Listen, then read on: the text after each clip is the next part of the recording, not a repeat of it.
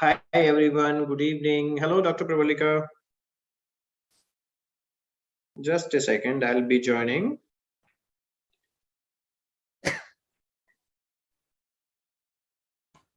Dr. Pravallka, can you hear me? Yes, Dr. Ajit, I'm here. I can hear you. Thank you very much. Okay, so we'll just join in a second.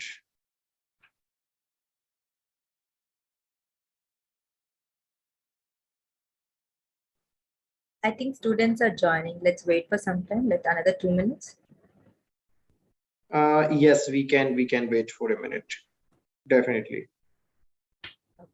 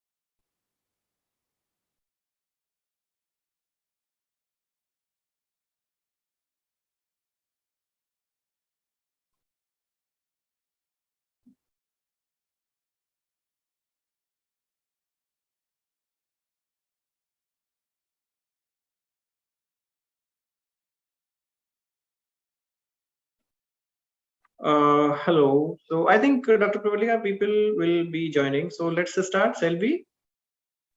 Yes, Dr. Ajit. Okay, so let me come up with the video view so everyone can see me and I can see all of you guys. So I hope I'm visible to all of you guys. Okay, so good evening, guys. Very good evening. Again, I met all of you, just half an hour ago in our cardiology induction class. So, and I'm so sorry again for the Zoom glitch. And now we have resolved. You can see our, the number of participants has increased. That time, maybe the auto renewal was not done. It was just a fraction of second, and now just now this auto renewal has been done, and now you can participate directly in the Zoom meeting. Okay, so good evening again, and let's start today's this wonderful webinar. And today's webinar is why I'm very much excited, and what we said, very much interested to attend this, because this is on the pharmacist role in oncology care, and we have the wonderful speakers with us who is going to give the international perspective of the pharmacist role.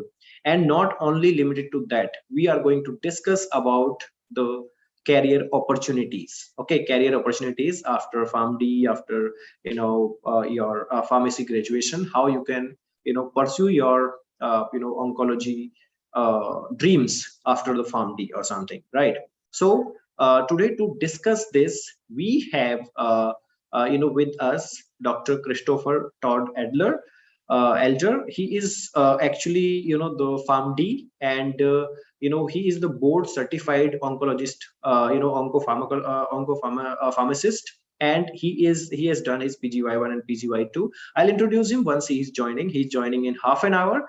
So we will start with the Indian perspective, and then he is joining us in the middle to discuss the USA perspective, and he is going to answer all the questions what I'm going to discuss with you. He's going to discuss about all your queries related to career opportunities after PharmD internationally. He's talking about PGY1, PGY2, how you can pursue those things, how you can clear out the BCOP if you are interested. Okay, and how you can definitely go to that level, how this Dr. Christopher is doing, Dr. Pravallka is doing. So Dr. Christopher is right now working as Associate Director of Pharmacy Clinical Services at Florida Cancer Specialties and Research Institute, Florida, USA. Okay, and we have another, our very known speaker, you guys all know, Dr. Pravallka. So she is again the PharmD, Doctor of Pharmacy, and she has done the residency in oncology from JSS University, Mysore, and she's working as clinical oncology pharmacist, and she has worked in that. So I'll introduce her. So before that, I would like to discuss what you can ask. Okay, so today's webinar is an open webinar for all of us. Okay, for all of us, for all of the participants, and anyone can ask the career related questions, the our questions related to oncology, care, whatever is there in your mind, you can just simply ask to our mentors. Okay, so Dr. Pravallka is here to answer, and Dr. Todd will be joining soon. Dr. Christopher will be joining soon us, to answer your queries. Okay, so don't hesitate, ask as much as questions you can ask. Okay, so and okay, so what was that? I think I missed something. Wait, guys, I think I missed something.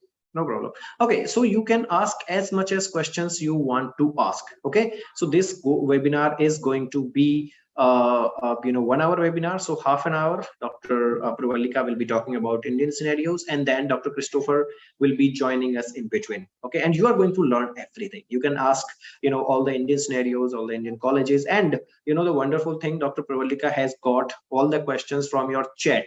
Okay, so she has she had a good chat in our group, in our oncology webinar group. She asked a lot of questions, and a lot of participants have come up with so many questions. Okay, so if you guys have those questions right now, I mean, those questions will be definitely answered right now by our mentors. And if you have any live questions, please open your mic and talk to our mentors. So right now, I think my team has closed all the mics because of the in between disturbances, but for sure we'll be opening. You can raise your hand and we will allow you to speak. Okay, we'll allow you to speak in between, and then you can definitely ask your questions. Okay, so before we start our program, let me take this opportunity to introduce my very best friend, Dr. Pravallka. She is, as I told you, she has done PharmD, and she is an oncology clinical pharmacist who has completed her PharmD from Alamein College of Pharmacy, Bangalore, and residency in oncology from JSS College of Pharmacy, Mysore. She worked at Ramaiah College of Pharmacy as an oncopharmacist and played a crucial role in establishing clinical pharmacy activities in the Department of Medical Oncology. She trained national and international students during her residency. Dr. Pravallka also trained students from various colleges in clinical pharmacy oncology during her tenure in the hospital. She has taken the sessions for the students virtually in antimicrobial stewardship and pharmacotherapy. In recognition of her academic performance, she was honored with the Vasavi Union Charitable Trust Gold Medal. Her areas of interest include clinical pharmacy activities in medical oncology, hematology, and BMT. Okay, and then she has given guest lectures and seminars in various colleges, and you have been seeing Dr. Pravallka in multiple activities at Climate Research Solutions also, and she is one of our course director for the oncology, and she has presented her research work at multiple conferences and won the award. So I invite, with this introduction, I invite Dr. Pravallka to talk to you and start this session. Dr. Pravallka, over to you. Good evening, everyone, and I welcome you all to the webinar today. Let me start by saying a few words about my background. However, Ajit have introduced me with a very good introduction. I have completed my PharmD from Alamein College, Bangalore, and residency from JSS, Mysore. I think you people know it today. We were the second batch to do residency from JSS, Mysore.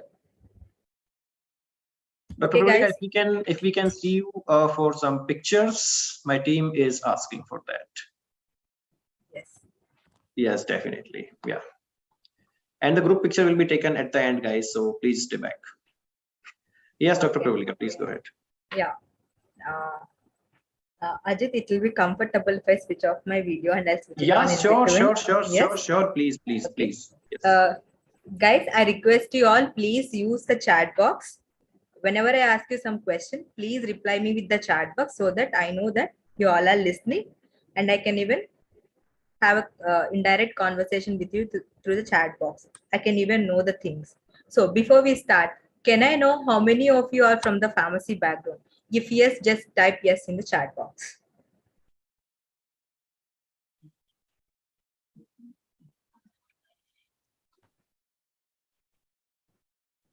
Okay. Most of. Yeah, most of you are from pharmacy background. So it's very easy for me to introduce, and I'll be sharing my screen.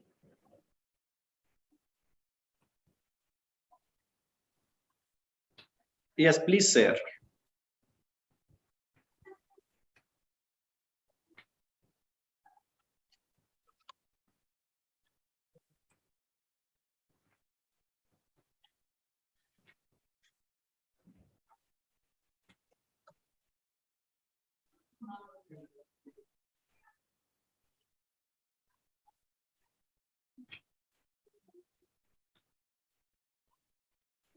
Guys, as you can see on the screen, our topic for today's discussion is role of oncology clinical pharmacist.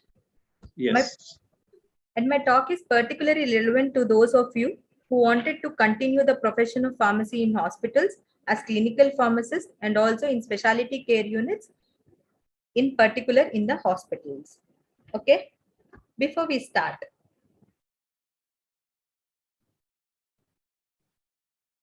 with our presentation today, let me ask you guys, do you know what it is? You can type it in the chat box.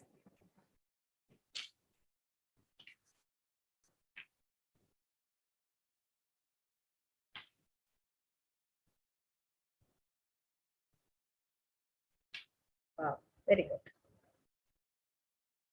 Happy that you people know it. It's bowl of Hygia. It's a symbol most widely recognized international symbol of pharmacy. It's used since greater than 200 years. It's originated from the Greek mythology and universally depicted as a snake wrapped in one manner, another, or around the bowl. Hygiea is god of health, cleanliness, sanitation, who is the daughter of medicine. Hygiea was associated with the prevention of sickness and continuation of good health, hence the name, the word of Hygiea. Now the bowl represents a medicinal portion and the snake represents healing. Healing through medicine is precisely why pharmacy has adopted the bowl of Hygia as a symbol of representing the pharmacy. Before we start, what are the various pharmacy courses available in India? We have Diploma in Pharmacy, which is 2 years, Bachelor of Pharmacy, 4 years, Master of Pharmacy, 2 years, which is the post-graduation after BPharm, and Doctor of Pharmacy, that is PharmD, 6 years, PharmD post-bachelorate, it is after B Pharmacy, it's 3 years. We have residency in oncology, that's 2 years. We have residency in nephrology, that is 2 years. Fellowship in oncology pharmacy, that is 18 months. And residency in infectious diseases and psychiatry will be starting soon, maybe next year. And we have seen some fellowships in emergency medicine in few hospitals. And also, guys, we have having so many certificate courses offered through different organizations. But these are like graduate courses and post-graduation courses that are available in our colleges. And we know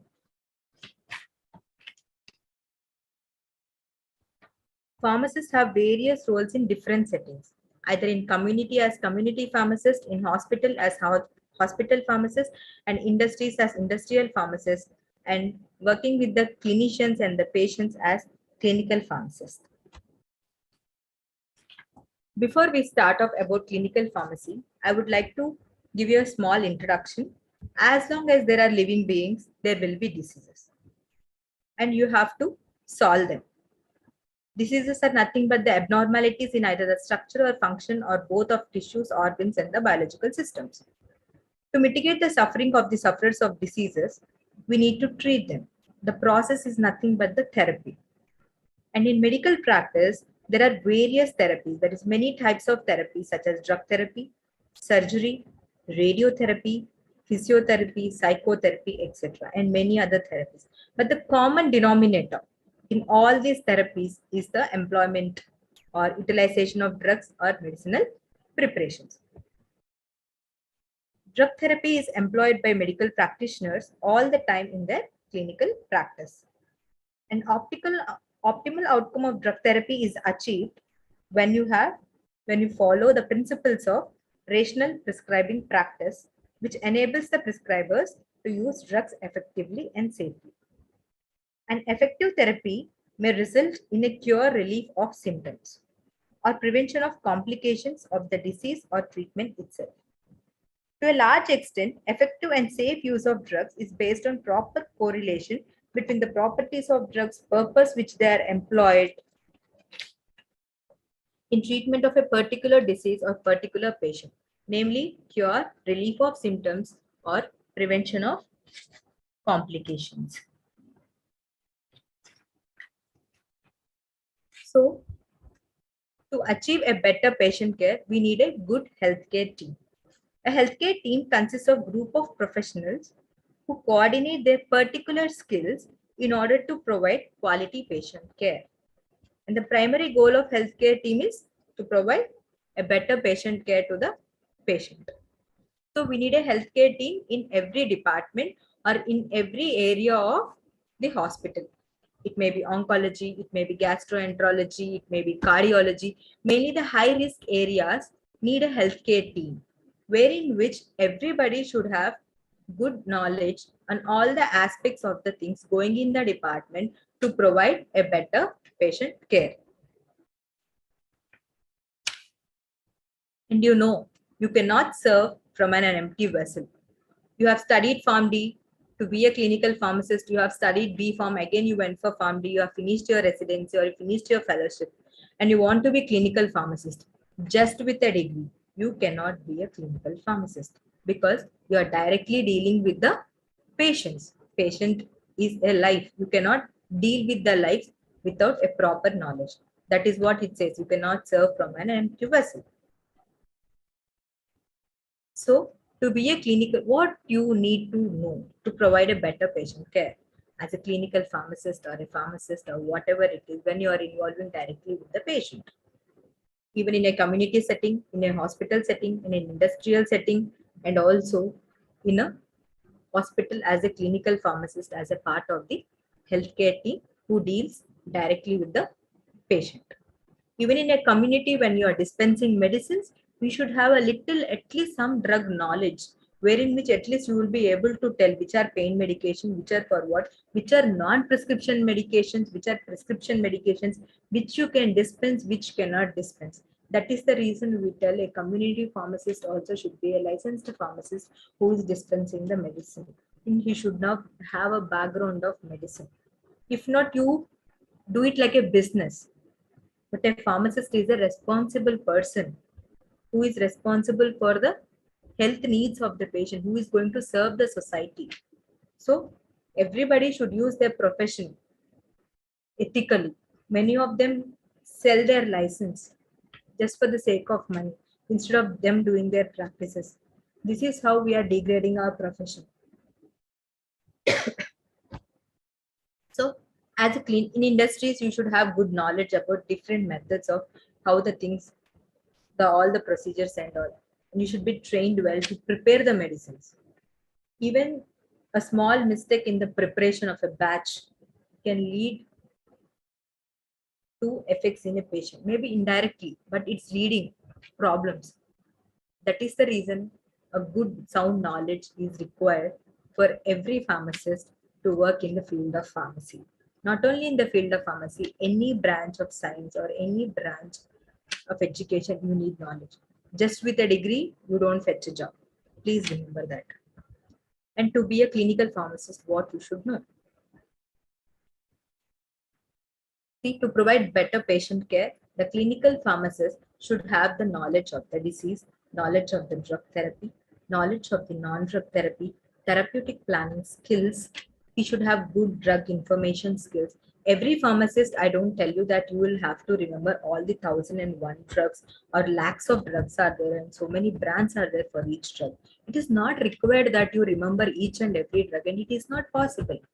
At least you should know from where you should get the source of information, not just googling it or something. You have to know what are the drug information sources through which you can provide the correct drug information regarding a drug to a patient or a physician or a nurse or a patient attender or whomever it is. You should be able to know it. At least you should have a knowledge about the drugs that are used in your hospital. How do you know that? You know it through the formulary. At least the hospital formulary drugs which are used commonly in the hospital, you should be aware of that drugs, and also you should be able to provide that drug information to the patient. And you should have some physical assessment skills when you have to counsel a patient. You should know, you have to assess a patient whether how he is, the physical assessment, whether he is able to take the treatment, is he fit enough. At least you should be able to understand by seeing a patient. You may not know complete medical language being a pharmacist, but at least you should know how to deal with the patient. Some people are raising hand. We'll have a discussion and I'll clear all your doubts. Let me finish the slides. And patient monitoring skills. You should know when the patient is being administered with certain drugs. You should know what are the lab tests that should be monitored. If you are taking anti-diabetic therapy, patient should be monitored with GRPS levels during the hospitalization. Even if he gets hospitalized for some or the other cause, his GRPS should be monitored. If the patient is a hypertensive, his blood pressure levels should be monitored. Suppose the patient are taking some drugs like warfarin and all anticoagulants, the PT-INR should be monitored. If something is not monitored, there is chance of adverse drug reactions. At least you should have that thing in your mind. Okay, and you should have good communication skills, what to talk, what not to talk, how to talk to a patient, whether the patient is in a stage to take the things that you are talking, how you have to communicate with doctors, how you have to communicate with nursing staff, how you have to communicate with everybody in the hospital. You should be very good in your communication skills, and you should have knowledge of laboratory and diagnostic skills. Before you interpret, before you talk anything, you have to analyze the patient in all the aspects to understand a patient. Then you have to talk. So you should have knowledge and skills in all these areas. So various activities of a clinical oncology pharmacist. So what are all the activities that an oncology clinical pharmacist will do in the hospital? Many of the activities are done by all the clinical pharmacists. In addition, there are some activities which will be done by the clinical pharmacist. You have roles in, you have to have patient review and medication history interview. Why patient review and medication history interview is very important? Patient review is important and medication history interview is also very important. The patients who come for the treatment in the hospital may be having multiple comorbidities, and before you start a new treatment, you should be aware of what are the previous treatment and current ongoing medication to check if there is any interference with the coming up treatments or the treatment which you're going to give, and drug allergies and drug history, because they may cause hypersensitivity reactions. If you know that the drug is causing some, if you know the patient drug history, you can prevent the problems that will be occurring by re-prescribing the drugs. And medication chart and case sheet review, that is very important for every case that is getting admitted to the hospital. You have to review that for prescription order, whether the correct doses, whether the treatment drugs are something related to the disease or any other extra drugs are prescribed. If there are duplication of the drugs, whether the dose, route, frequency, everything is written properly. What is the timing? If there are any drug interactions, so you have to perform prescription audit for the whether the prescription is written correctly for the dose, route, and administration. And drug interactions you have to check, because it is very important, because sometimes the effect of the drugs change. Some drugs increase the effect, some drugs decrease the effect, some because of you might be having liver issues or something, and the elimination is through liver, then there will be chance of toxicity because there is no metabolism. And drug error, medication error check is very important because there will be same brand of different drugs. Sorry, different one drug will have different brands, one molecule have different brands, which brand they have prescribed. In case of anti-epileptics and all, brand also matters because the pharmacokinetic parameters of the drug varies and the effect also varies in a patient. So medication error checks are very, very important. There may be like liposomal formulations and normal formulations of the same drug. So you should know which is prescribed, which is indented, which has been procured or which has been dispensed by the pharmacist. So there should be multiple level checks. So you need to have medication error check. Review medication orders and laboratory investigations. In oncology, every time blood tests need to be performed to a patient before starting the chemotherapy because the main adverse effect of chemotherapy is bone marrow suppression. And if you don't have proper blood counts or something, you cannot give chemotherapy to all the patients. So that is very important. And other liver parameters and renal parameters also plays a very important role for changing the dosages of the patient during subsequent cycles, and also the weight change also matters because you calculate most of the drug dosages through the calculation of body surface area, and it varies with the change in weight of 5 to 10%. And dosage calculations and modification. This is the area where you should have a very good expertise. See, in many of the hospitals, the physician-patient ratio is very high, and doctors do not have much time spending with the patient regarding their drug therapy or checking the dosages. Mostly they will do it. If you have to cross check again when you do the case sheet review. You have to check whether the dosages are according to the weight. Suppose if there are any side effects, like if there is any creatinine change, then you have to see whether the drug has any renal dosage modifications or liver dosage modifications. So how you have to modify the drug dosage, how it is written, how it is calculated. So you play a very important role in doing dosage calculations and modifications. Sometimes due to the severity of adverse effects, sometimes it not be written in patient. Sometimes patient may say when you talk to him during the subsequent cycle. So you will play a very important role in dosage calculations and modifications. In patient counseling is very important because chemotherapy is not a treatment that is taken for 2 or 3 days like other diseases, or for 5 days or 1 week you get admitted in the hospital and you go away. It's not like that. It is for years, it is for months, and it is for cycles. So before starting the therapy, you have to counsel patients. You have to tell him about the treatment aspects, like how they will take the treatment, how they receive the treatment, what will be the possibility of side effects. Hair fall and all, it plays a very major role in people. You cannot see yourself. Sometimes they feel bad. Oh, why is this happening to me? So you have to counsel that patient. Some people might be having a planning of getting pregnant and breastfeeding.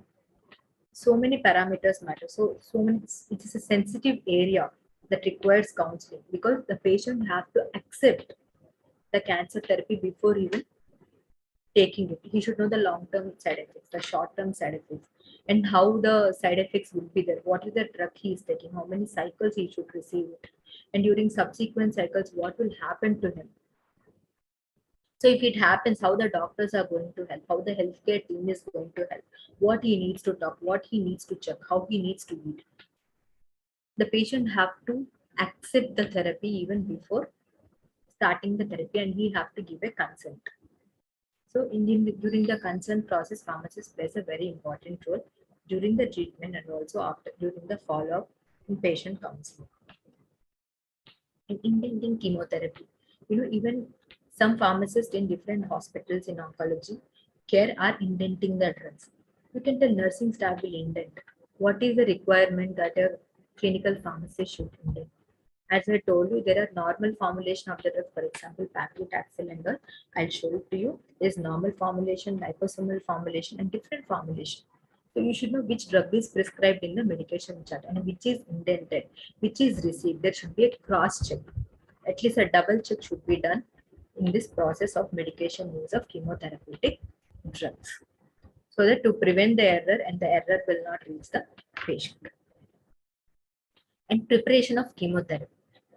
So you need to prepare chemotherapy according to the patient dosage. So clinical pharmacists play a very important role in the preparation of chemotherapy. Monitoring and management of toxicity is associated with the chemotherapy. There will be so much of pain issues, hair fall, blood counts, infections, vomiting, nausea, many things. Many toxicities are associated with the chemotherapy. So pharmacists play a very important role in the management of toxicities associated with the chemotherapy and monitoring those toxic effects. And after you monitor, you just uh, see whether the patient have developed any adverse drug reactions, and you report those adverse drug reactions and document them. And you counsel them to prevent in future all those adverse drug reactions. And the pharmacist will be providing drug information services in the hospital. So all the drug information can be received from the clinical pharmacist through an authenticated sources. And in mainly in hematology and other units, since many of the patients will not be receiving chemotherapy through PICC lines, you will be administered chemotherapy through peripheral lines, because many of the patients are very poor and it's not affordable for them to have a PICC line. So there will be chances of extravasation with some drug like 5-FU, vincristine, paclitaxel, all this, and doxorubicin, all these drugs. So you have to know how to manage extravasation by placing the slings, and by uh, by checking the vein, by checking the by inserting of IV lens, whether it is properly done or not. So you have to take care in extravasation management. Hypersensitivity is very common with chemotherapeutic drugs. So you have to know how to manage hypersensitivity reactions and how to administer drugs, the flow rate, everything. You will play a very crucial role in oncology care areas wherever in the process of the drug use. And role in palliative and supportive care. So your role matters a lot. You have to do a lot of counseling, and there will be a lot of side effects, because here your intention of giving chemotherapy is not curative intent. It is just to decrease the side effects or symptoms that are associated with the progression of the disease in the end stage patients. Here you don't have intention of cure. So your you play a very major role there in pain and in pain management. And the pain is a very, very, very common side effect and severe side effect of cancer therapy, which a patient cannot bear. Pain may be because of the disease, because of the treatment, and mental issues, so many things. So you will play a very major role in palliative and supportive care. And antibiotics diversion. Since the patients have so much of bone marrow suppression, the usage of antibiotics varies very high in hematology and BMT units, along with medical oncology units. Because when the patient have low blood counts, you are susceptible to infections.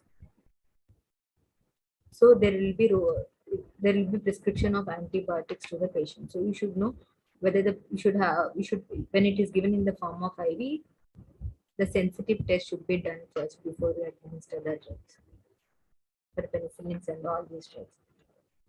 And drug information services, as I told you, and formulary management. And you will be the part of pharmacy and therapeutics committee in deciding the drugs that will be used in the formulary. And you should be aware of the dosages and drugs available. You cannot include all the drugs that will be present. You cannot store all the drugs in the hospital. And there are very expensive drugs. You cannot keep a stock of lot of drugs. You cannot maintain so much of inventory and drug distribution in the hospital, which is related to oncology. Even other drugs also. Here you have a very limited stock. You should know based on the previous month or something. You should know which drugs to be procured, which drugs to be stored. You cannot store all the doses of all the drugs. You should use the commonly used drug dosages. Dosage forms will be present in the hospital. So you can play a very crucial role in drug distribution and inventory control, since you are in what seeing how many patients are coming, what type of cancers are coming, what drugs are being used. And you should also be aware that from where to get the drugs, how to procure the drugs, at what time. So you should insist the pharmacist in the store to tell them keep these drugs by next week. So these patients are coming. You should be aware of that. You should keep an alert. You should keep a check how many days the drugs will take if the patient is coming for the next cycle. So you will know when the patient is coming. So you should know how to procure the drugs. Training and continuing education. Since you since the clinical pharmacists are better knowledgeable compared to nursing staff and all, you should train the nursing staff and you should tell them keep aware of these drugs and you should tell them what are the care that you should take during the administration of certain drugs. And you will have a role in research because so many clinical trials will be going in the oncology units. You will play a role in research. Dr. Pravallka, Dr. Chris has joined us. Yeah, just 2 minutes. Ajit, guys, Sure, I'll show. no worries. Yeah, yeah. Guys, I'll show you what I have told you. See, why you need what are the common medication errors that you will see. So you have amphotericin B injection and liposomal amphotericin B injection. It is a conventional amphotericin and it is a liposomal formulation. So during indenting process or during the procurement in a prescription, if you are not seeing what you have prescribed and what you have procured, so patient will go under dosing because the dosing parameters are different for conventional liposomal amphotericin B. And another one is what I told you about paclitaxel. This is conventional paclitaxel. This is albumin-bound paclitaxel, and this is also Bevatex. This is like you reconstitute with dextrose, and these you reconstitute with normal saline, and you reconstitute in a bag like this, you or a glass bottle, but you will not use plastic bottles because of chelation. Okay, because there will be reaction with the DHP present in the plastic bottles. So you should know where an errors can happen. If people who are unaware and do not have knowledge in oncology related to drugs make mistakes in these places, which will cause severe reactions in the patients. And you can see these formulation is a powder for injection. So you should know with what you should reconstitute. Here you can use normal saline to reconstitute it and then you have to make the final preparation. So you should know what is the reconstituting agent, whether you have to use sterile water or NaCl. And another one is preparation of chemotherapy. This dactinomycin vial is, for example, 0.5 mg. But when you reconstitute with 1.1 ml sterile water, you get 0.5 mg per ml. But when you have to withdraw a IV injection, what you will think, okay, 0.5 mg and you will withdraw 0.5 ml, but it is present in 1 ml. So you should be very cautious in calculating the doses and you should be very aware when you prepare chemotherapy. And you can see it opposite here and you should know what it is. You can see here, it is a multiple dose well. It is same etoposide 20 mg per ml and here it is single dose well. So this one you can store it and this one you cannot store it. So you should have knowledge when you see a drug. It's not blindly, you cannot deal with patients or drugs in oncology. And you can see here the trastuzumab drug. See here it is this drug cannot single use vial. It is a multi-dose vial. So this one should be used on the same day, but this one can be stored for 28 days if the dose is remaining. So you should be aware which one to store, which one not to store. 150 mg is a single dose vial, 440 mg is a multi-dose vial. Both of them are same brand. So you should be aware of that. And I told you about administration. To prevent the extravasation, this is a three-way administration where you will have to flush NS from the one side. One side NS will be running, from the other side you have to administer the drug slowly. And this is like placement of the splint to a patient who don't have a PICC line, so that the patient will not move his hand, and also you give a drug and it will go with the NS. There will be no obstruction to the drug flow. This is how you have to administer a drug to prevent extravasation. And you can see azacitidine. Here you can see subcutaneous preparation and intravenous preparation, and it can be administered by either route. And when you are giving, the dilution is different for the subcutaneous preparation and the dilution is different for the IV preparation. So you should be cautious. And you can see these tablets, oral chemotherapy. If the size is small, how to administer when you have to administer low doses? You have to use pill cutter or you have to discard the other tablet. So you have to know how to take the drug, with what to take, with what not to take. So we should have a healthcare team wherein which everybody should use their individual skills in giving a better patient care to the patients in oncology. Okay, Dr. Ajit, I will stop here for now. And Chris, I welcome you to the webinar. I'm very happy to see you here. And Ajit, I will stop my presentation here. Thank you very much. And of course, welcome Chris to this wonderful webinar, and thank you for accepting our request to discuss the career opportunities, and the role of pharmacist in oncology care. Thank you very much, Chris. Of course. Thank you so much for So, having me. Thank you. So before we invite Chris on board to discuss his presentation and discuss the questions, I would like to ask our audience if they have any questions to Dr. Pravallka.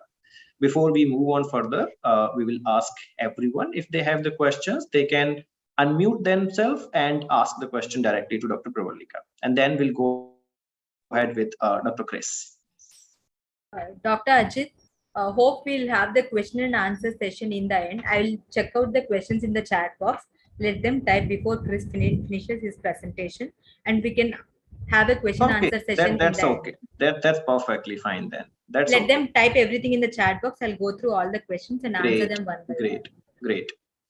Okay, so guys, let me take this privilege to introduce Chris.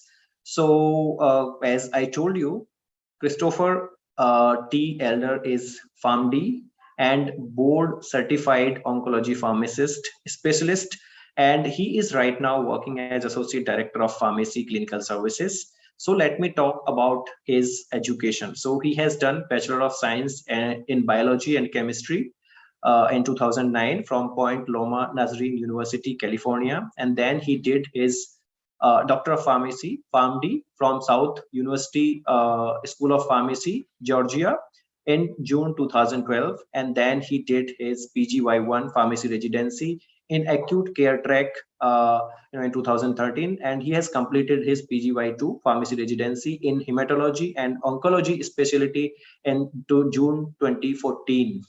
And he has worked as clinical pharmacist, hematology, oncology from 2014 to 2017, and then clinical pharmacist, especially for practice side from August 2017 to present. And then he got promoted to assistant professor of pharmacy practice at Palm Beach Atlantic University, Gregory School of Pharmacy, West Palm Beach, Florida.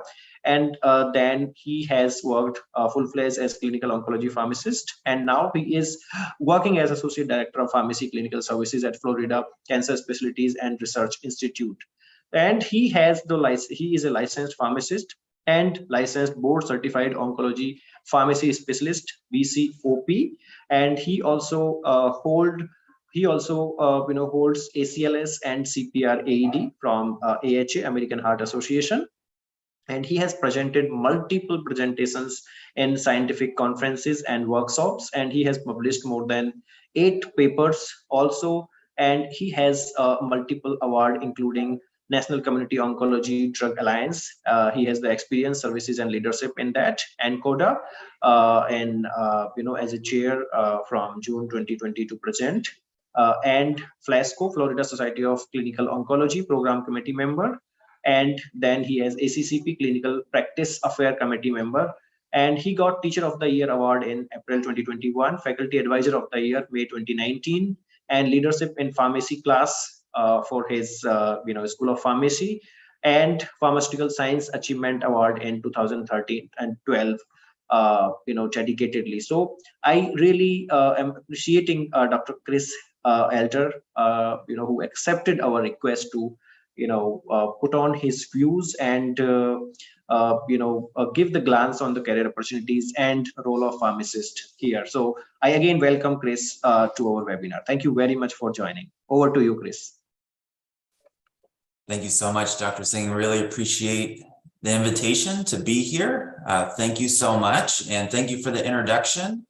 It seems that I've been around for a long time, so I guess I'm getting up there in years, but I'm really excited to talk to you all today about my experiences and just why I think oncology is such an incredible field for pharmacists to go into, and that there's just such a huge clinical need for strong clinical oncology pharmacists and across a vast spectrum of really job opportunities. And really can't share every ins and outs of oncology pharmacy and what the opportunities are, but hopefully in the next few minutes, and I want to make sure we have enough time for questions, so I'll try to go through the presentation fairly quickly.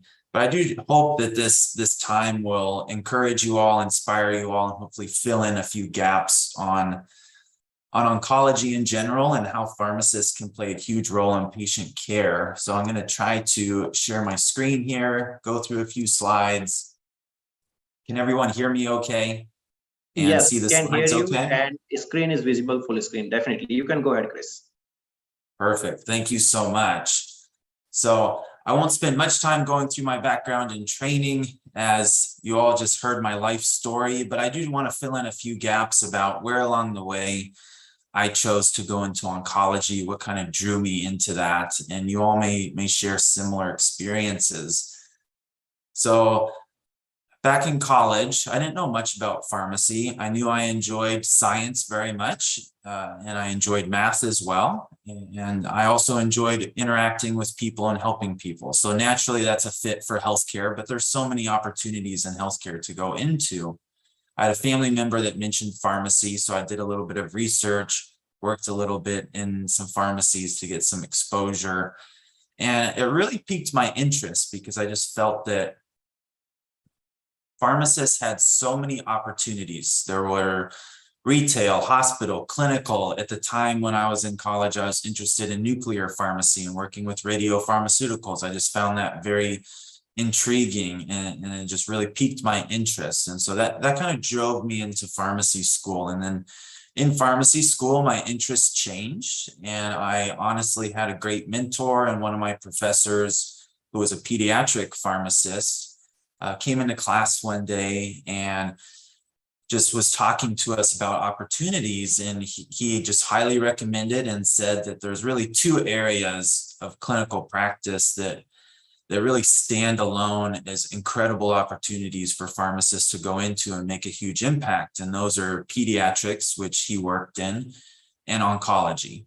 And so that really resonated me and stuck with me. And not that there's not any other areas that are incredible. There's infectious disease, cardiology, different areas of research that are just really impressive. Diabetes research, those are all incredible. But oncology just really stuck out to me as just a very interesting field, and also an area that can honestly intimidate a lot of people and can be challenging to go into, since it is a terminal illness.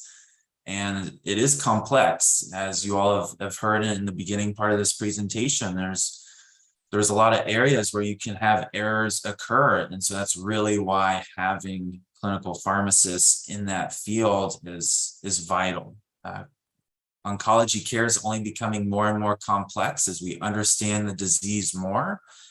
And oncology as a disease is very devastating. It's probably the smartest and most effective enemy, humans have ever faced. It's adaptable, and it's very challenging, and it's very unique. That's why we have precision medicine and advancements in pharmacogenomics and determining specific treatments for specific patients, knowing that if you have two patients coming in with breast cancer, those breast cancers are genetically going to be different and may have different targets, and we need to treat those differently. So that's a very exciting field to me, just knowing that there's so much advancement going on. And so that's where in school it really piqued my interest in oncology. And then that was solidified as a student as I went out on rotations. And then I knew I wanted to do clinical. So I went to the residency route, where I did a first-year general residency and a second-year residency in oncology. after that. And then now in the last 10 years, I've been an oncology pharmacist. I've really enjoyed that role. I've moved around into different areas, mainly in the outpatient ambulatory care setting, and I'll talk about different settings. I also did a little bit of academia where I taught at a pharmacy school and had a clinical practice site. So I think that's just one of the main exciting things about oncology pharmacy opportunities is there's so many different roles that we can play in different aspects of care, whether it's outpatient or inpatient or research, if that really is attractive to you. And then also on the industry side, so we partner with manufacturers and drug companies that develop oncology drugs, and there's even opportunities for jobs for pharmacists within that industry field with a drug company, and I'll talk a little bit about that.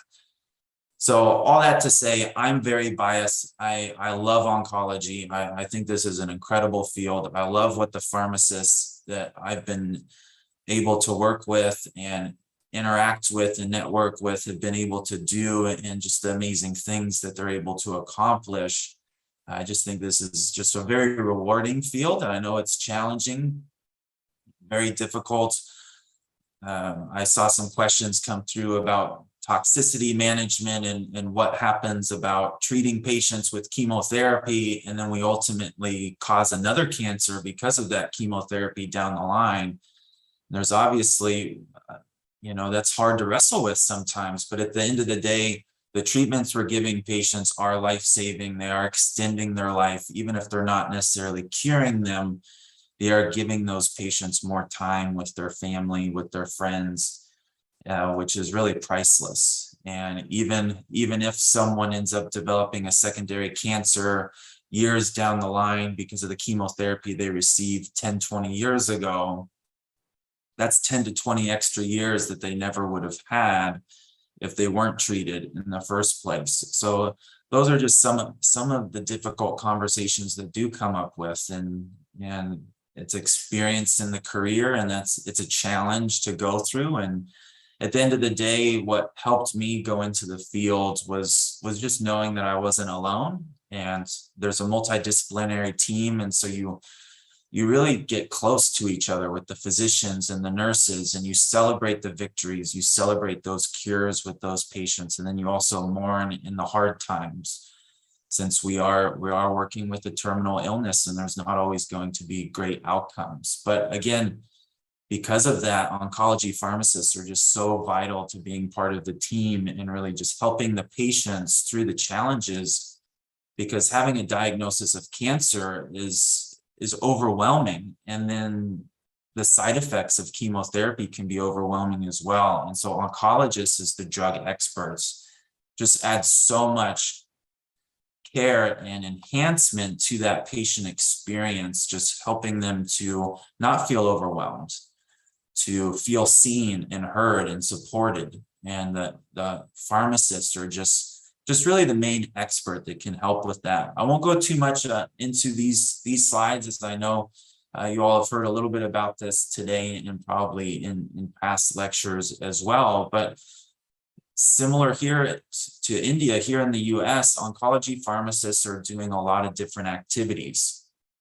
Traditionally, oncology pharmacists have mainly been in the infusion pharmacy, doing patient reviews and dispensing, reviewing orders, compounding medications, or working with pharmacy technicians to verify and sign off on those chemotherapy preparations. Those activities are still being done and are still vital. Very important to perform those safety checks, make sure that dose is appropriate for the patient, that it's the right drug, that it's the right patient, and that their labs actually make sense for treating them, that there doesn't need to be a dose reduction or holding of a dose, or if the drug that the patient's receiving, such as bevacizumab, can cause wound healing issues or bleeding issues because of its mechanism. We want to make sure the patient doesn't have any major surgeries planned in the next month or so. And those are all important aspects to check. Then really where the bread and butter of oncology pharmacy comes into play is direct patient care and supportive care measurement. or management. Pharmacists are really well equipped. We're the medication experts. We have strong clinical knowledge and background, able to help with literature review. So we can really sit down with the patient and really dive into and really cover the medications in a way that's easy for them to understand. We can take the scientific language and convert that into patient-friendly language and really help them through and can really follow up with them and spend more time with them that other healthcare providers such as physicians or nurses may not necessarily have the time to do because of other responsibilities they have. So really, pharmacists provide such high value of that multidisciplinary team working with physicians and nurses and just enhancing that experience for patients. Supportive care is so important. We talked about toxicities a little bit. This is really where pharmacists really show their value, helping with chemotherapy, nausea and vomiting, prophylaxis and prevention, and making sure patients are on the right products to prevent nausea. And also infection prevention, prophylaxis for growth factor support for febrile neutropenia, helping patients who have anemia and fatigue. So there's just so many areas where pharmacists are just helping review toxicities with patients, helping them know that these medications can cause toxicities, not all the time, but they can occur. And it's best if it's caught early. If a patient can call us and let us know, or come into the clinic and let us know that at the first sign of symptoms, then it's much easier to manage and treat versus if it sits and builds and gets worse and worse over days and weeks. And then now the patient is having to delay therapy because their toxicities are so severe, we may have to send them to the hospital. So that communication gap is bridged by the pharmacy team, and that's really important. So now I'll just share a few minutes about different opportunities that pharmacists have in oncology. I come from an outpatient community oncology setting and background. So what does that mean? So I'm a clinical pharmacist really in a cancer center that's an infusion center, an outpatient setting. So mainly that means the patient population I'm seeing is patients who have solid tumors who are being treated in the outpatient setting. We see many patients with breast cancer, lung cancer, prostate cancer, colon cancer. We also see some hematological malignancies such as low-grade or moderate-grade lymphomas and chronic leukemias that need to receive IV chemotherapy. And there's lots of tasks and activities that these pharmacists will really spend time on. And I mentioned some of those already: the patient counseling, sterile compounding and working with technicians, checking chemotherapy. They may actually work in the clinic with the physicians as part of this, as the multidisciplinary clinic rounding team, not necessarily in the hospital, but more seeing patients in the ambulatory care setting. So there's lots of opportunities in this area. There's not just necessarily one specific job that outpatient pharmacists are always doing. Some pharmacists, they may be in the infusion area, counseling patients, reviewing chemotherapy orders. Others may work at a big academic center, such as MD Anderson or Moffitt Cancer Center or Memorial Sloan Kettering, which these are big top cancer centers in the country and the world. And so they may have more resources. And so there may be pharmacists that are dedicated lung pharmacists or melanoma and gastrointestinal pharmacists who are just in that pod with those physicians, spending time really just reviewing patient charts, counseling patients, developing regimens with the physicians, what's going to be the best medication for this patient, reviewing genomics files, seeing what mutations those patient cancers may have, and determining what treatment's going to be best based on the patient profile, based on their comorbidities and past treatments, and really find that perfect option for the patient. So that's a little bit about outpatient and community oncology in general. And then there's a big advancement in specialty pharmacy, and oncology pharmacists can play a role in specialty pharmacy as well. So specialty pharmacy is really more about oral medications and specialty targeted therapies that we think about. And oncology pharmacy is becoming such an area of research for targeted specialty medications. We don't see typically the cytotoxic chemotherapies being developed anymore, like the cyclophosphamides or the paclitaxels or the doxorubicins, because of their toxicity profile and that they're not specific. They really attack all fast-growing cells, and that's where we have those toxicities that come up with hair loss, fatigue, infections, and nausea and vomiting. And so with these specialty targeted therapies, about a third of the research being done is in oral chemotherapy management. And really that changes the game. Now patients no longer have to come into an infusion center for an infusion, for a 2 or 3 hour infusion every week or every few weeks. Now they're able to receive their medication at home. And that creates a lot of issues. Ideally, you would think that, oh, this is a perfect situation. We give the patient their medication in a bottle. They have 30 tablets they take once a day with or without food, and they're going to do great. Well, these medications do still have toxicities, typically a little bit different, maybe more endocrine toxicities or GI toxicities such as diarrhea, and then skin toxicities such as rash. So there can still be some major toxicities with these targeted therapies, and that can be hard for patients. There's also the expense to consider with these targeted therapies. These branded targeted oral chemotherapies are very expensive, and that can be a problem for patients as well if they're on a fixed income. And so you'll have patients who will be non-adherent, or they may say, okay, I'm supposed to take one a day, but I can't afford that. So maybe I can still get some efficacy out of this drug if I take it every other day or only once a week. And then we have patients not being adherent, or they develop side effects and then they don't say anything and they just stop taking their medication. So that's a big issue that we see, to where patients are now in charge of their care since they're in charge of their medication. So specialty pharmacists or oncology pharmacists working in a specialty pharmacy really help bridge that gap and can really work with patients to make sure they're adherent, counsel them on the importance of taking their medication, help with financial assistance and patient assistance funding, and then again, work through supportive care management. So again, the specialty pharmacy, think of that as the oral chemotherapy experts. And I spent some time running an oral chemotherapy clinic when I was in North Carolina, and I wore a lot of hats. I did a lot of these different things. I would counsel patients. I would help them find financial assistance funds and grants so that they could afford their medication. And when their funding ran out, I would communicate with the drug companies and try to get samples for the patients to really just bridge for a month or two while we figured out how to get them medication and funding. So there's a lot of different things that goes into specialty pharmacy. That's another interesting opportunity.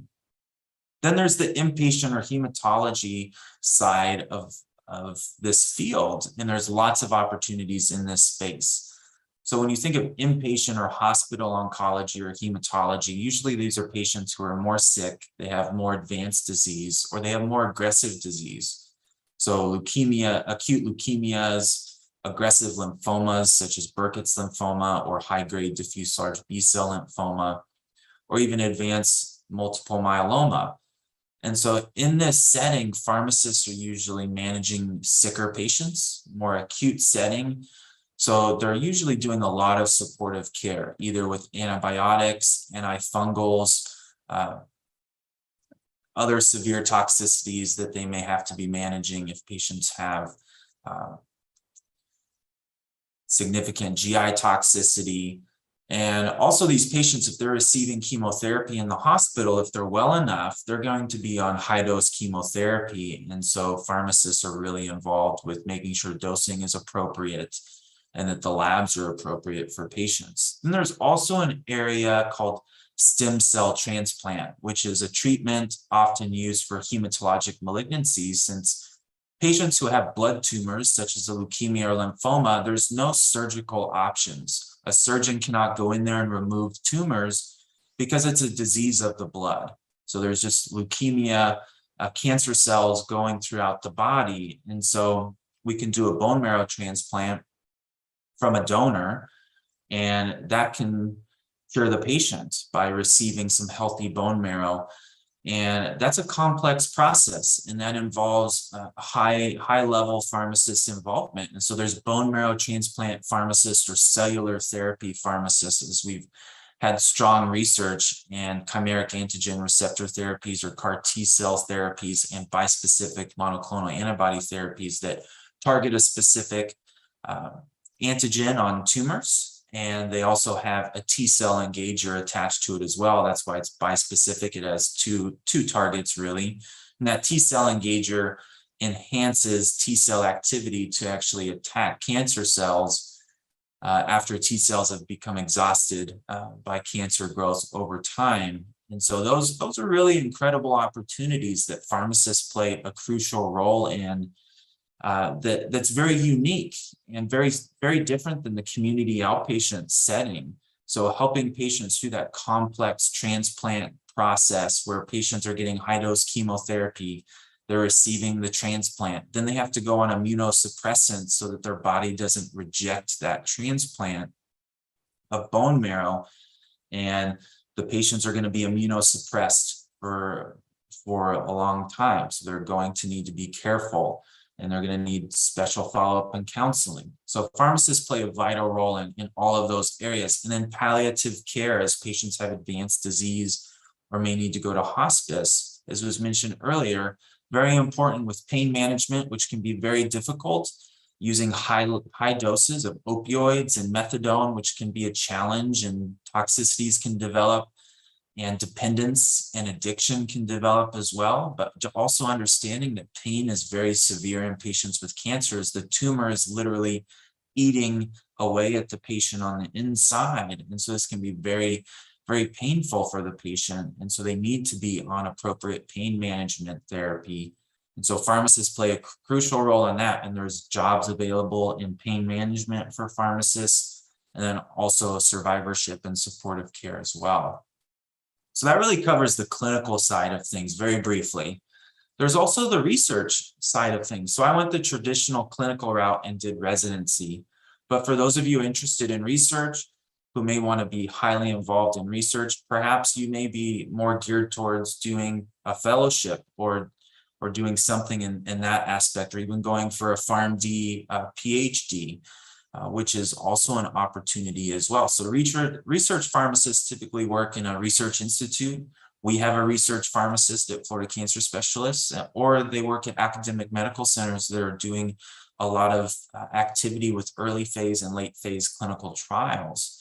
So they help coordinate those investigational drug studies and help ensure patient access. And then they're the medication expert working with the study sponsors and also the clinical team of the research doctors and research nurses to make sure that all the protocols are followed appropriately. So if you have a strong interest in research, a fellowship or an opportunity with an academic center in oncology research may be really worth pursuing and going into that. That is something that I didn't pursue. I went the clinical route, and you can do both. You can do a residency or go into clinical and then transition into research, or I've had friends that have done a year of clinical residency, and then they decided that they wanted to go the fellowship route. And then they applied for fellowships after residency.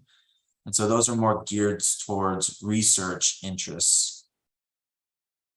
I mentioned drug manufacturers and working with companies in the industry that develop oncology drugs. So there's opportunities for pharmacists to have drugs in this field as well, both on the clinical and the research side. There's a term here in the US called medical science liaison, which is very popular opportunity for pharmacists or PhD experts to work in. And they're typically the expert in a specific area that drug company focuses on, whether that be solid tumors or melanoma or multiple myeloma or hematologic malignancies. The pharmacist will be dedicated to that one drug or multiple drugs that drug company has. And so they were really the main expert that myself, as someone who works in the community, I rely on medical science liaisons. I meet with them regularly to ask them about anything new coming down their pipeline that they're working on? Are there any updates or nuances that we should be aware of with their medications, with their company? So they're a strong asset to the oncology field. And so they usually have a territory. So in my area, Florida is a very large state. So there will be multiple medical science liaisons for the state of Florida. And they'll have territories and specific cancer centers that they partner with, and they can also help set up clinical trials at facilities as well. We also talk about health economics and outcomes research. So we talk about, we're coming up with all these drugs that improve survival and outcomes and response rates, but how does that impact overall costs of cancer care? That's a big question. So there's also jobs and opportunities evaluating real world data, looking at costs, looking at outcomes, and really combining those together to see what the true efficacy and value is that new products are bringing. Is the value there with the expensive drug? Drugs used to cost hundreds of dollars, or cytotoxic chemotherapy like doxorubicin is only a few $100s here in the US, but these newer products are tens of thousands of dollars. So depending on their outcomes and survival, is the value really there compared to some older regimens or products? And then they'll also compare that to safety as well. Is the safety better? So I hope that was a nice quick overview. Hopefully it wasn't too much information or too fast paced. I do want to make sure we have time for questions. We may even already be a little over of time. Some questions we have had is, do you have to do a residency to go into oncology? And no, you do not. I did the traditional route where I went into residency and then went into oncology. And I would say that it's highly worth it. It's very recommended, but it's not required. My boss did not do a residency in oncology, and she has developed an incredible career of being a lead oncology pharmacist, now the director of a large community oncology practice.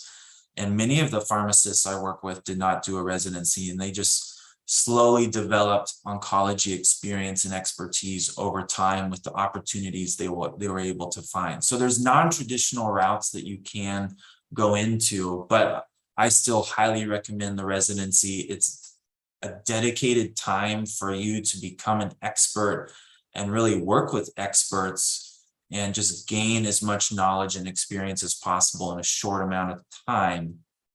And so it was an incredible experience for myself. And then there's also a lot of questions that we've seen about genetics and pharmacogenomics and precision medicine, and how do you improve your education and expertise in those areas. And here in the US, we do have multiple certificate programs.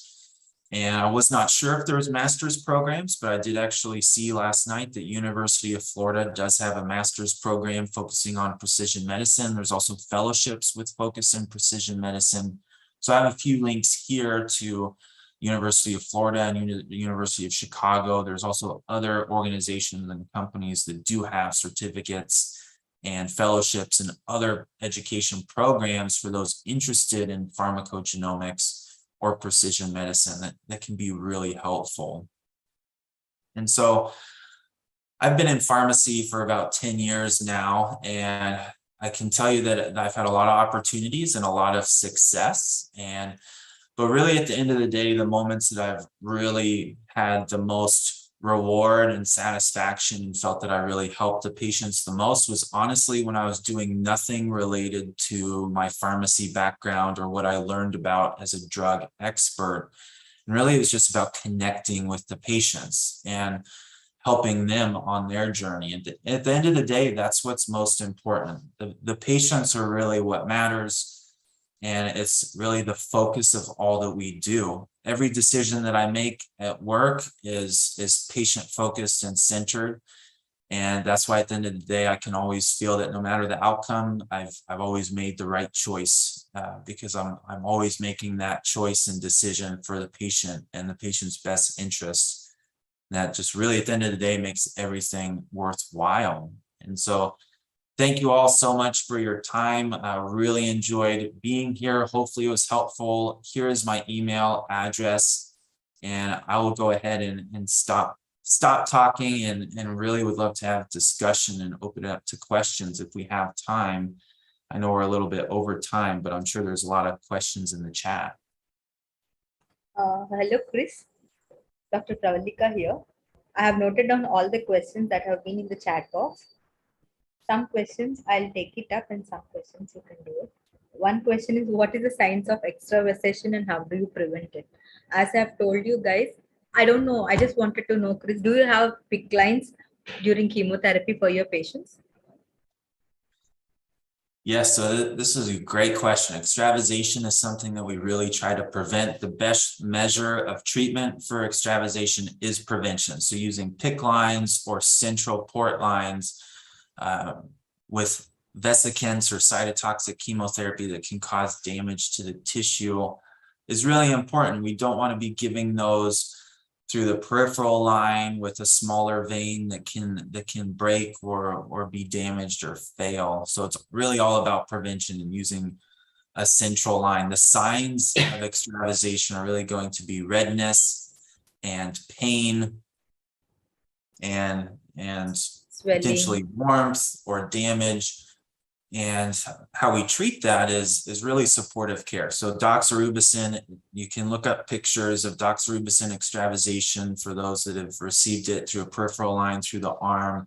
And you can just really see how quickly it damages the skin, causes tissue necrosis. Patients require skin grafts. And so prompt recognition is really important. So with doxorubicin, it's a red drug. So I always think that it's a red fluid, so it's hot, so it needs to be cooled down. So we give patients a cold compress. We'll put on a cold compress to restrict the blood vessels so the drug doesn't disperse to other tissues. We want to contain that extravasation. And then there's supportive care drugs that can be given, such as dexrazoxane, that will counteract the doxorubicin. But once an extravasation occurs, it's usually about giving fluids, using a cold or warm compress, and then just really trying to manage supportive care. But prevention is really, really key. Guys, about in India, since in US, all the patients are insured. Because of the insurance coverage, they can take any treatment. Most of the treatments are covered under insurance. But in India, the scenario is different. You have many poor patients who are not affordable to PICC lines. So what is the thing is they take their chemotherapy through peripheral lines. So we place a splint on their hand, or sometimes we follow a three-way technique. And sometimes you have to check out, you flush out the NS, and then you have to check out if the line is clear before you start an extravasant drug. And then you take care of extravasation in that way. And another question to you guys is, and you asked me about residency programs. See guys, we have in India, it's not still so advanced how it is in US. Now the residency program have been started in India since 2016. So what happened? We have residency and fellowships after PharmD in India. And only JSS College of Mysore offers residency program, which is similar to PGY1 and PGY2 programs in US.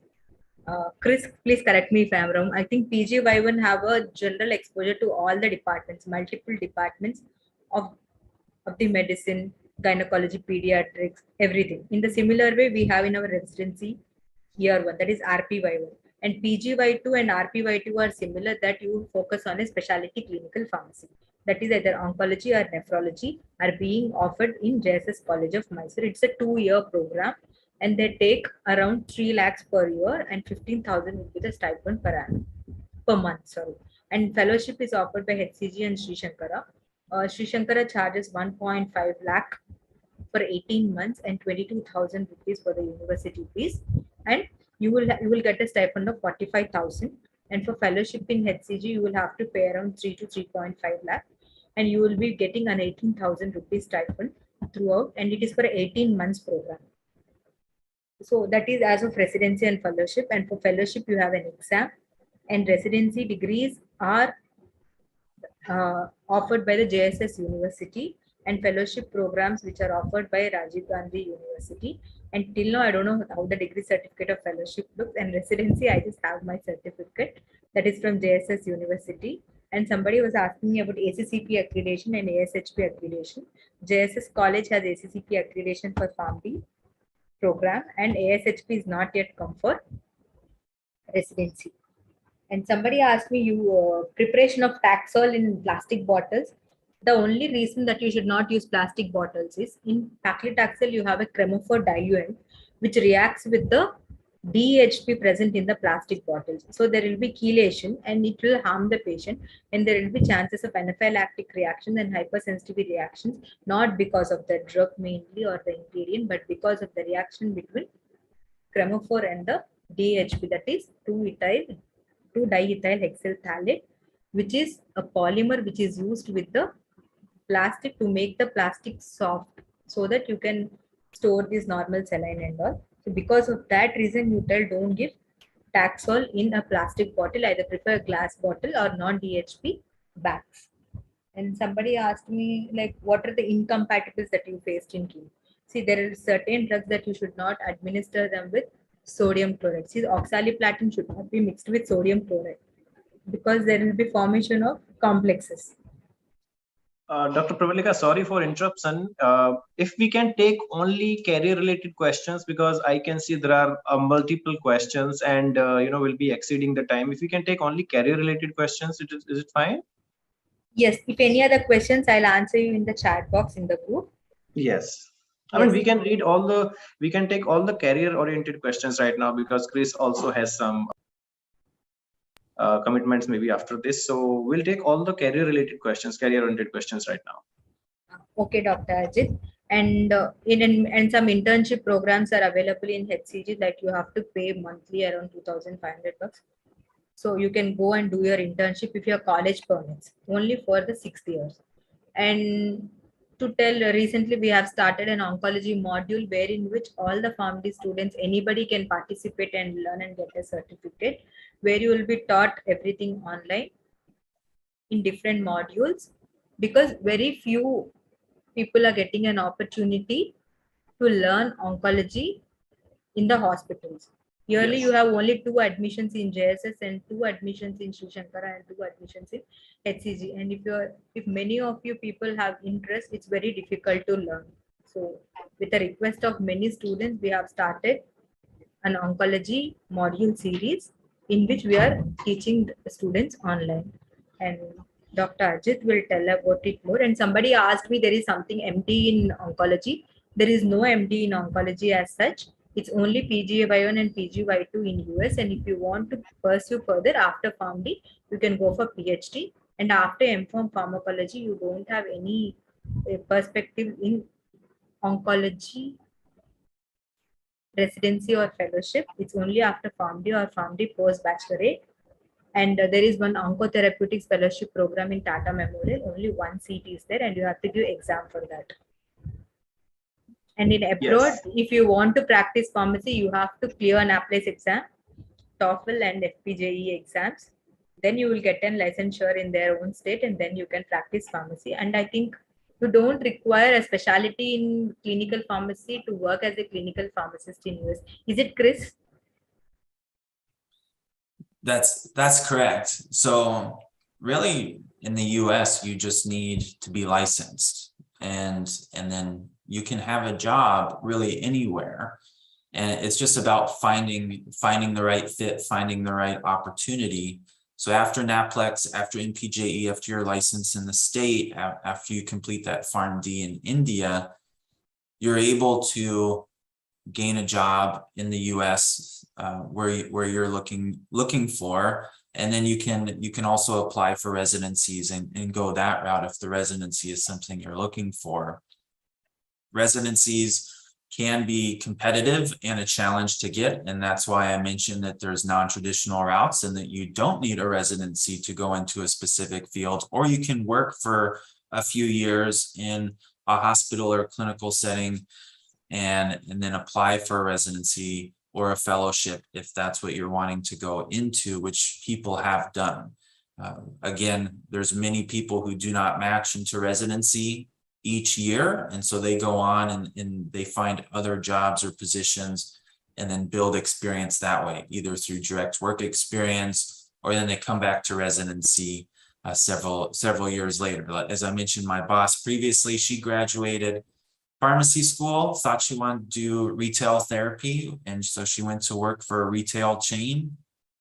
After a year, she decided that she really had a passion for clinical pharmacy, and then went back and pursued a general residency. She did a PGY1, and she didn't do a PGY2, but then after her PGY1, she went in and was able to obtain an oncology job. And then so she stayed in oncology even without the direct residency oncology training. And so there's lots of different paths and opportunities.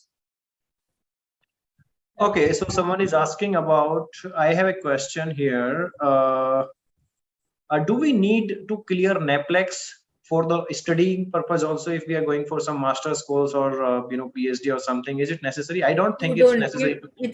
NAPLEX is for the practice of pharmacy in US. Yes, exactly. If you want to work as a clinical pharmacist unit, you need this exam.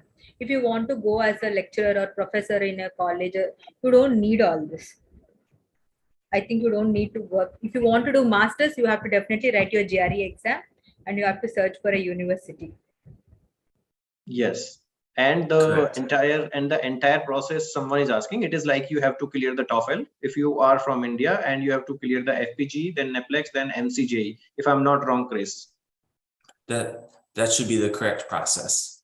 And somebody asked me about polyclonal antibody treatment in cancer. I think we have a bispecific antibody as of now, targeting two different areas in the treatment, two different routes in the cell cycle, but we don't have any polyclonal antibody as such now.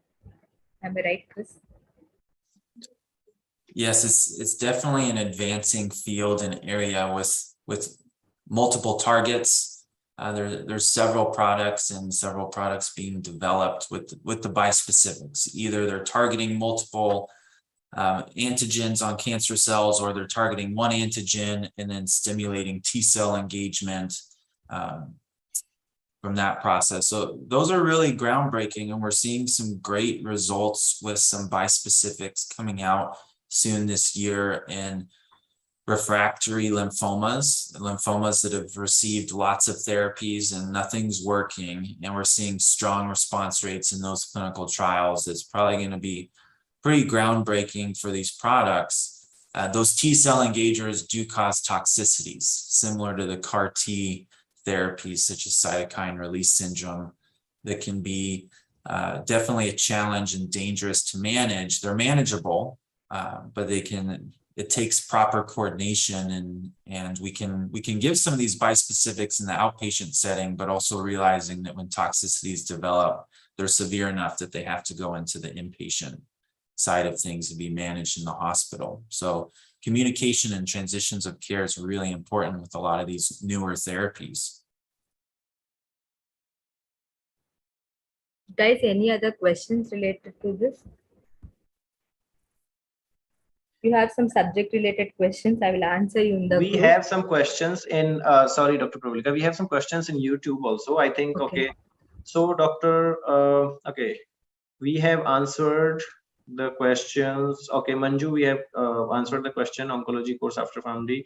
Okay, Tasfia, we have answered. Sijoy, we have answered. The next question I'm taking is, how many pharmacists are needed in oncology departments? Is there any limit? I think it depends. It is based on the number of patients. It is number of the beds. Yes. Right. It depends on the bed size and the daycare chemotherapy that will be administered in the hospital. If you have so much of daycare and so many mixings to be done, or so much of preparation, chemotherapy preparation should be done, and it is also institution wise. Every institution have a bed limit, and you need people in BMT are separate, hematology is separate. If medical oncology units are separate, then the number of pharmacists that you would be requiring is based on the inpatient admissions and also the daycare admissions. Yes, and Meera Chauhan is asking, sir, I recently finished my PharmD degree. I'm planning to go to abroad for further studies. My question is, PharmD students from India, can they go directly with the residency course in oncology or hematology? You have to clear your NAPLEX exam, get a license to practice pharmacy. I think then you can take a PGY1 and PGY2 course. Yes, So absolutely. yes, and you can't go straight into oncology residency. So even if you know that oncology is your passion and that's what you want to do, unfortunately, you can't go directly to the oncology residency since that's a PGY2. So you would need to complete a PGY1 general residency first, gain that experience, and then which will usually include a 1-month oncology rotation or 2 months, and then go on to PGY2. Yes. And guys, another thing is, even if you people will not do any residency of either in India or in US, if you will practice in a certain setting, suppose if you are interested in nephrology and you have experience as a clinical pharmacist in nephrology for 3 to 4 years, you can give a BCOP certification in oncology, and for nephrology, you have certification exams. Like how you have ACCP accreditation for JSS for PharmD course, you will have a certified board certified pharmacist exam which you can clear, and it is similarly that you have similar standards that is being practiced in US. Your degree has that standards, or your knowledge has that standards. You can go for it also. Yes. Absolutely. I have a question from Himasri in YouTube. Can we go to other country and directly work with Indian pharmacy degree? Yes, you can go to any country. But if you want to practice pharmacy there in that country, you have to clear the pharmacy licensing exam of that country. Suppose you are going to Canada, you have to clear the PEBC, all the steps, and get the license. If you want to go to USA, you have to clear the FPGE, NAPLEX, MCJE, and TOEFL, and then you will get the license and you can practice. If you want to go to Australia, you have to clear out the CAPS. So there are the certain things you have to clear out if you want to practice the pharmacy. If you want to go for industrial jobs or academics job, you do not need to clear the licensing exam.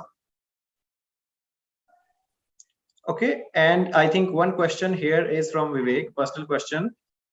He sent me, what is the procedure to join in US after completing MBBS in India, or for job or MD? So it is like, directly it is USMLE, and you have to clear the USMLE, you have to go for the USMLE exams, fellowship exams, and then you can go for studies or, the fellowships. And if Chris wants to add to this something. No, I think that's pretty much the process that has to be done. So that was a good overview. Yes. Okay. Any other question you feel to take, Dr. Pravallka? Please go ahead. I see some questions about directly applying for residency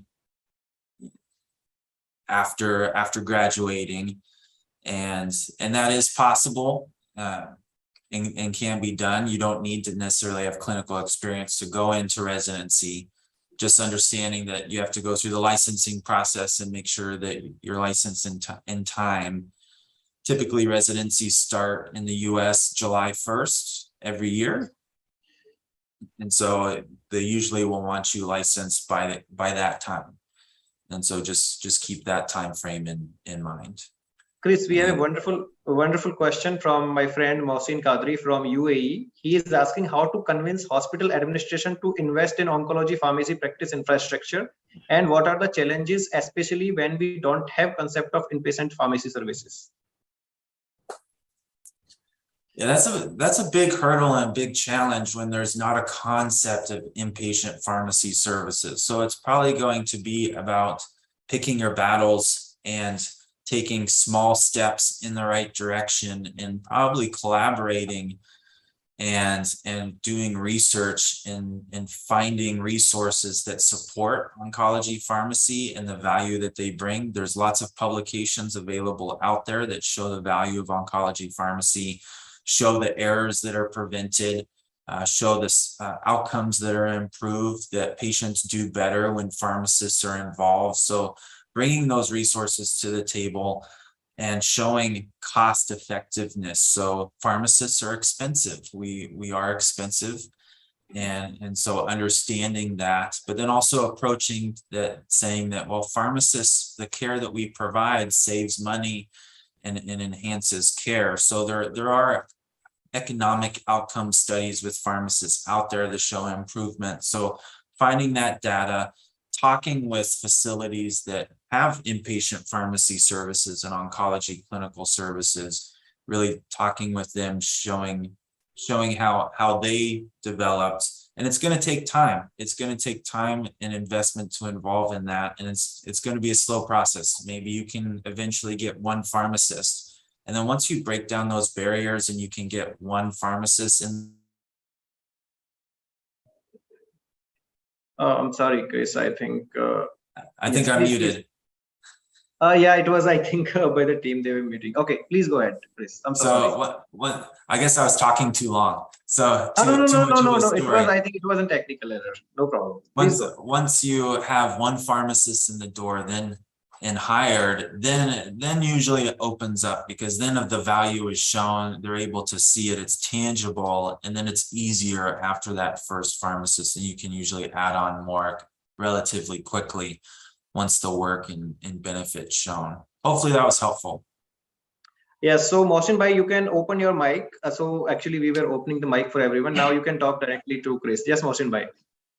Yeah, hi, Dr. Chris. My name is Mohsin, and I'm practicing as medication safety officer. I'm a licensed clinical pharmacist here in Abu Dhabi, in Tertiary Care Hospital, and also I'm a preceptor of ASHP accredited residences. So usually, whenever we start any service, new services, definitely it's been challenging, and it is very difficult to convince hospital administration, even though we have fair background of pharmacy services to other multidisciplines. However, unlike in India, still clinical pharmacists are pan-India spreading, but still the level of expertise we find not in, it's very uncommon to find the panel speaker, what we have, the level of skills. So definitely it is very, very challenging for the hospital in Indian setup. So the road is very tough there. I totally understand. It's similar here to where it's very tough. Profit margins are shrinking, and so it's very hard to expand services, hire more people. And our approach here that we do is we really just collect a lot of data, and we really just try to paint a story and share a story of, here's a problem, here's a gap, here's data to support that there's problems happening, whether that's errors or just things are being missed, follow-up isn't happening. And then we end with why a pharmacist is the best for that role. And sometimes it works out. Sometimes they say, no, we're going to hire a nurse instead. We're going to hire something different. So those things happen. But really just continuing to just push the envelope for pharmacy, being an advocate for clinical pharmacists. And yeah, we run into the same issues, and that's usually our best approach, is identifying problems and gaps, collecting data, continuing to repeat that data over and over with administration, which can be a big hurdle. Sometimes there's administration that's really on board with advancement in clinical services and innovation. Other times it can be a challenge, and I definitely understand what you all are going through.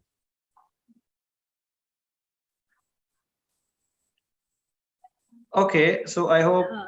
Hello guys, somebody asked me where do we get dosages, what books to use and all. See, you can see NCCN guidelines, you have everything there. Better go through guidelines rather than books. And you have National Cancer Institute, American Society of Oncology. You have so many websites through which you can learn the basics very easily.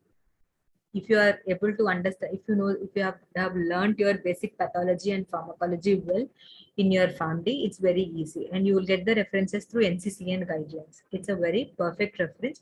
Even the physicians use that as Bhagavad Gita for practicing oncology. Most of the regimens, the doses, everything is from NCCN guidelines. Yes, Meghna God is repeating her question. Can we do MD after PharmD in Canada? Yes, you can do, but the MD will not be MD. That will be a 5 years course. So after PharmD, it is not at all advisable to invest again 5 years, because it includes the bachelor's and master's both. Okay, so it is not advisable, because it will be 6 years plus 5 years, 11 years. So if you want to go for the MD, because that is their MD is 5 years, and you can directly join that MD after intermediate from India, after 10 plus 2 from India, you can directly join that course. So no need to do PharmD. for that? Okay. So to be a clinical pharmacist, is there any pharmacology course needed after pharmacy or pharmacy degree? Okay, someone wants to ask. Guys, you can even go for being as a clinical pharmacist in oncology care, even without residency in oncology or fellowship in oncology, but you need a little bit of training in the hospital if they accept you as a clinical pharmacist, and a little bit of knowledge about oncology drugs. That's what I'm telling you. If you don't get an opportunity to go for residency and fellowship, you can take some online courses wherein which you'll get some idea about the oncology related drugs administration, at least the basic concepts that will be required for you to be a clinical pharmacist in the hospital. That will be an additional benefit for you rather than going and practicing pharmacy without any knowledge after pharmacy. Okay, Asvi has the question regarding the visa. Asvi, you can talk to us later. Personally, we can talk and we can discuss that. Visa we are not discussing here. Jyoti has a very valid question. How to become a BCOP pharmacist? If Chris, you can just summarize in 2 minutes how to become a BCOP pharmacist and what are the exams and everything. A little bit about the process, please. That would be great. Sure thing. So there's an exam that you have to take to become board certified, and that's definitely a challenging exam that definitely takes experience of working in oncology to prep for, and then also studying on your own to prepare for. I believe it's about a 200 question exam. The oncology, the BCOP exam pass rate's about 60%, I believe. And so it is a challenging exam, but you also have to qualify for it. So typically, if you've done a PGY2 residency in oncology, you would qualify to sit for the BCOP exam, or you need to have, they may have adjusted the years. It may be about 3 years of oncology experience, and that may be defined as your job role includes about 50% or more time spent in the oncology setting. So to qualify for the BCOP exam, you typically need to have residency and or several years of experience to take it. And then once you've taken it and passed it, then you have to stay up to date with that certification. So you have a 7-year credential, and then you have to get BCOP credited hours. You have to have 100 hours within that 7-year period, in addition to your licensing hours. So then there's follow-up after you've been licensed. Yes, I hope it's clear, Jyoti. Okay, I see there's a question about residency being done in India. Will it be applicable in getting the BCOP? That residency would likely need to be recognized by ASHP. Guys, how you have asked me about that, ASHP, it's not yet recognized in India, but with the residency, which is equal program similar to PGY2 plus 1 more year of experience in oncology care areas, you can give your BCOP exam. A total of 4 years of experience in oncology, that is your RPY2 plus 2 years of oncology experience in any hospital as an oncology clinical pharmacist, you will be eligible to give your BCOP exams. Yes, exactly. You can check the website and you will have all the details there. All the details about the board certifications are available in the website. I'll just share. Wait for a minute.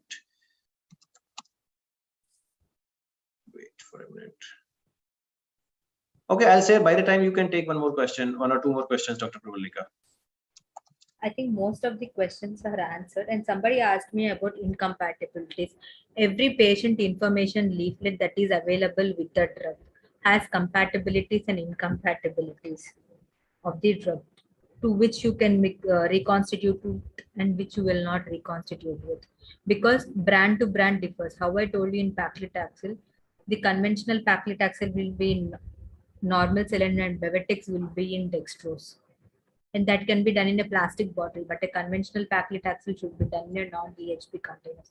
So all these will be there in the patient information leaflets or the drug information leaflet that will be provided with the drug. If you get any doubt, you can look into it. Somebody asked me about hyperglycemia management. For anybody, either in oncology or any other units of practice, you use insulin to prevent hyperglycemia during the treatment or hospitalizations. Yes, absolutely. Okay, so I have shared the website for BPS. Okay, so this is board. You can just go through the website and you will get all the specialties and about the exams, about the fee, about the deadlines, timelines, everything you will get on this website. Okay, guys. So Sugandha is asking the same question. I think, is there any job in India as oncology clinical pharmacist? Yes, Dr. Pravallka is working as one, and there are multiple people who are working as oncology clinical pharmacist in oncology settings and different hospitals. So if Pravalika, you want to add something on this? No, no, the opportunities are available in the cancer hospitals. They only want you to have little bit of knowledge in oncology if they should employ you, because without knowledge they cannot take anybody as clinical pharmacist in critical care areas. And another thing, guys, it's not matter whether job opportunities are there or not. In whichever field you want to pursue or wherever you want to be as a clinical pharmacist, whichever is the area of your interest, if you have knowledge in that area, if you can manage patient, you can manage the administration of drugs in that specialty.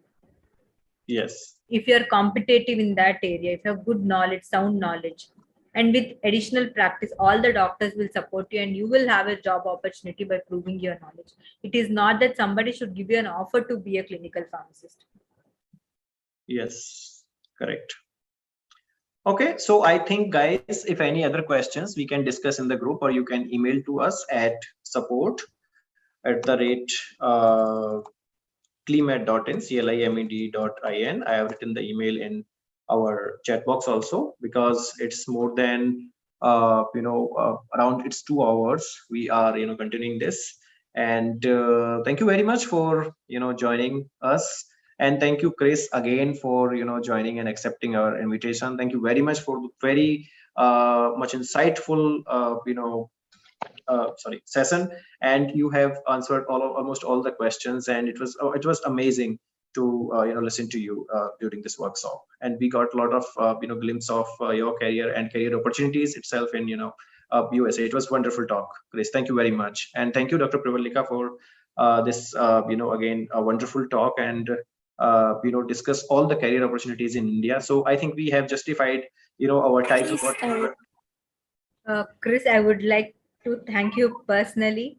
You have been coordinating so well since the time I asked you that we wanted to have a session from you, and lot of knowledge, so much thing, so much to learn from you. Even if Yes, we would like absolutely. to have future some more sessions with you on a Definitely. specific topic in oncology, and I think you have a lot to share with us, but we don't have time as of now. But we really miss your session.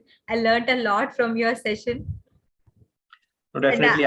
Yes, I'm also hearing from Dr. Pravallika that Chris is, continuously helping us with the material, with the, constant touch, and the teaching, and his own learnings he's sharing with Dr. Pravallika, and helping us. So thank you very much for all, Chris. Thank you very much.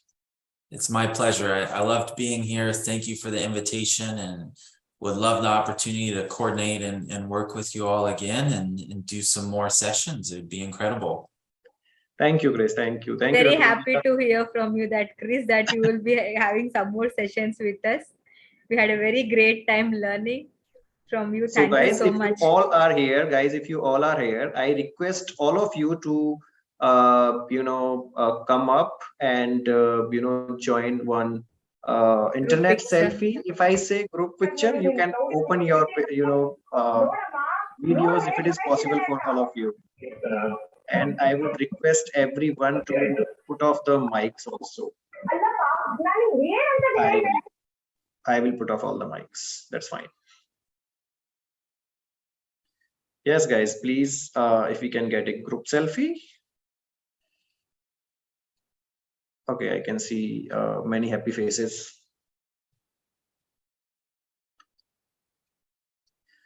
Okay, so should I say cheese or you will smile, guys?